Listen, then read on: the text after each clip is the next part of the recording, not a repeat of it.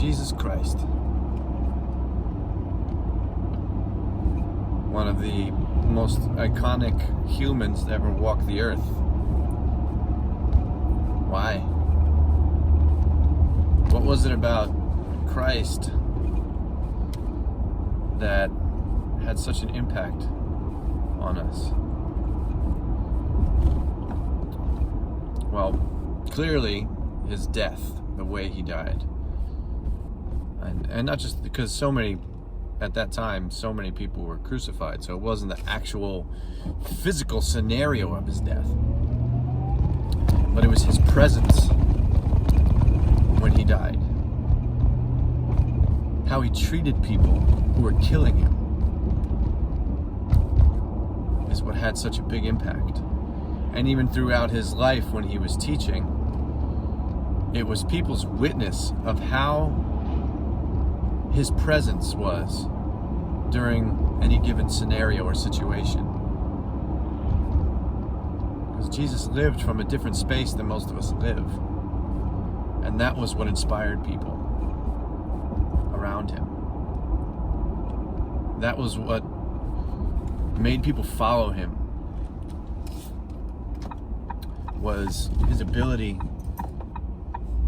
to be with whoever he was interacting with from a space that most people had no idea existed.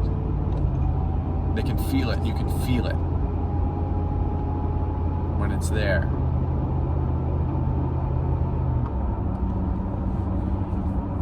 And what was that space?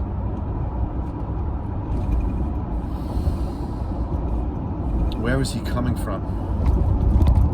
So another thing you can say about Christ is he was consistent in his own mind, in his own being, in his remembrance of the way that he put it, his Father.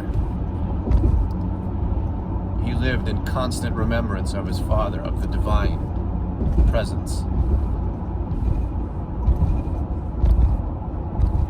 And even as he performed actions in the world, that was consistent in his mind. He was ever fixed on God. Ever fixed on God. That's what allowed him to, and that's the space that he performed all of his actions through. Or you can even go further and say that's God was able to perform divine action through him because of his mind being fixed in that place. That's another way to put it.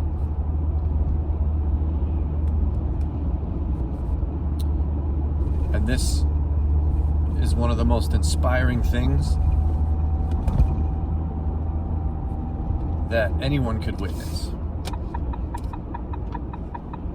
And again, the reason it's so inspiring is because it's alien to most of our minds to act in that way. When we look at our own actions and thoughts even about that we have when, or that come through, that come up, thoughts just pop up, when we look at our own reactions to situations throughout our lives, even if you're an awakened master now, maybe at some point in your life, you can look back and say, and remember moments where there was still action that wasn't coming from that pure place. And when you see or witness someone come from that space, it's just such a different presence than any other. It's very subtle, and you can't even really describe it except for the fact you can say something along the lines maybe of certain qualities come through of compassion and love and acceptance, things like that. But those are just attempts at describing something more subtle than even those words.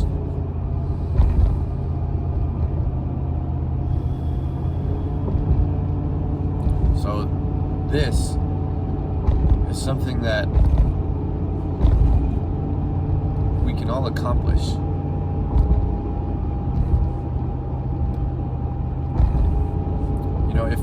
If Christ himself said that we can all do and accomplish and achieve even greater than what he's achieved.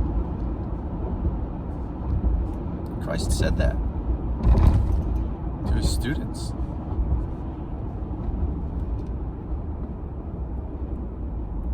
So what's keeping any of us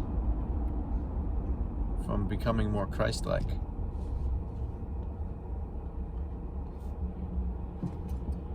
And circling back, what was it that Christ had that most others don't have? Consistent remembrance of God.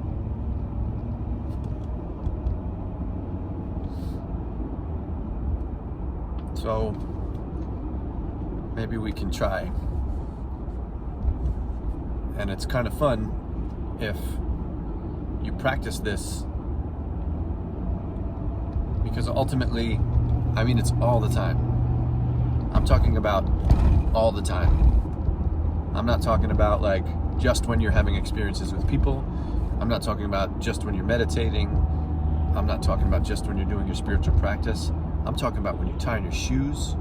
I'm talking about when you scratch your nose. I'm talking about all the time. Seamless awareness of the divine. Forever. For the rest of your life. Starting now.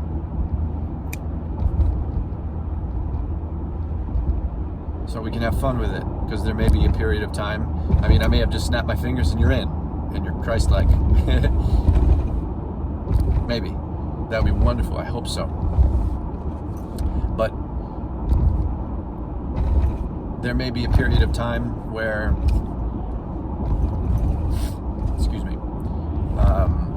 you have to go through to like recondition the mind, to train it to turn its awareness towards God or towards the divine. There may be a period of time that it takes to work your way into that space. Some say that even Jesus had to work through that and get himself, condition himself into that space. So you can start wherever you want, but just kind of playing with the idea. Start with, kind of simple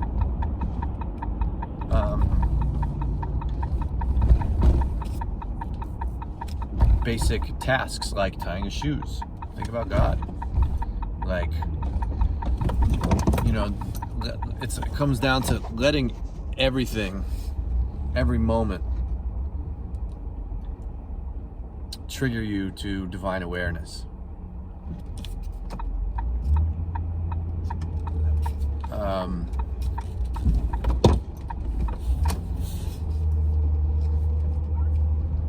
Because we may at certain times need some kind of like kickoff to like give us something to remember. So for example, like if you declare, from just to start a practice, every time I see flowers, I'm going to allow flowers to trigger me to God consciousness. Or for example, if you have lusty desires that you're aware of, you can use that to alchemize that experience into bringing your awareness to God. So for example, you observe someone that you're physically attracted to, and maybe you're working through honoring people and not perceiving them as sexual objects. Let's just an example, a theoretical thing.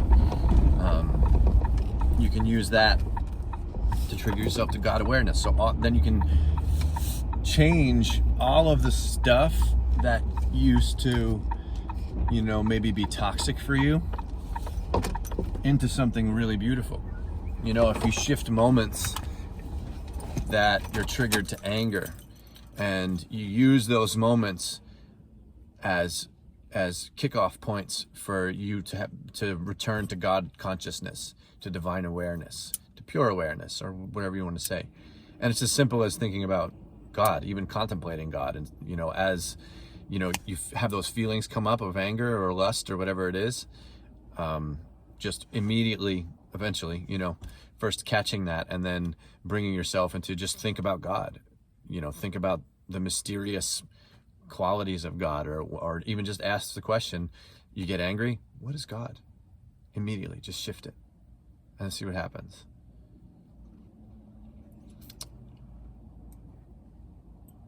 Because it's a beautiful gift that we have that potential and possibility to do. That all of us can become Christ-like. And the only thing holding us back is this awareness. And most of it comes from justifying not having that awareness, of justifying thoughts and beliefs and actions that keep us from being in that state of mind or in that state of awareness. So that's where it gets really tricky, is unlocking or allowing yourself to choose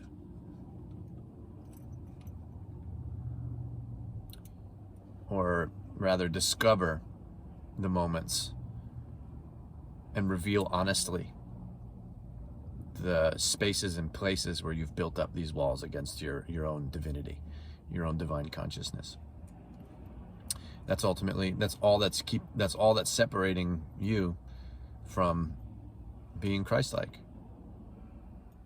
It's all the little spots that you justify in your mind of putting yourself against others. And this is coming up for me because I just did it. It just happened. This literally just happened to me a few moments ago. I had an interaction with somebody and my mind went to that place of separation, and it created this division between that person, and it took me out of God consciousness. But I'm using that to shift, bring myself back. That's what conjured that experience, is what conjured this talk, right? And however long my mind needs to go through this process until those reactions don't happen anymore, or not just those thoughts don't happen anymore, is however long it needs to take. But it's all determined by how much I hold on to it. Because there's a moment of justification where you justify the thought, and that allows it to continue. And if you justify it once and let it go with that justification, it's going to come back and you're going to do it again. So in those moments where they come up, dissolve the justification of it. It's not necessary for my life. I don't need to have those thoughts. God consciousness, Christ consciousness is my focus. That's where I'm headed. That's what I am. That's what I am. And this is about busting down walls of what you're not. And it feels so good. The reason Jesus was able to die in the way that he did, with so much,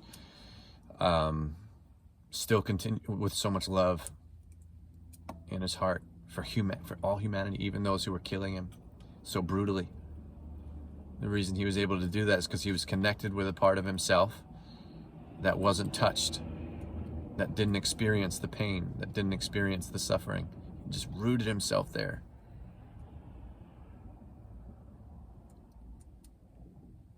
And that's what carried him to heaven. And we all have that same space inside of us. That's our true nature. That's what all of this is. All of it. And Christ's life was an example of what can be accomplished, how you can live when you're connected with that space. That's where we have choice. We're made how we're made, but our choice is what we do with what we're made with.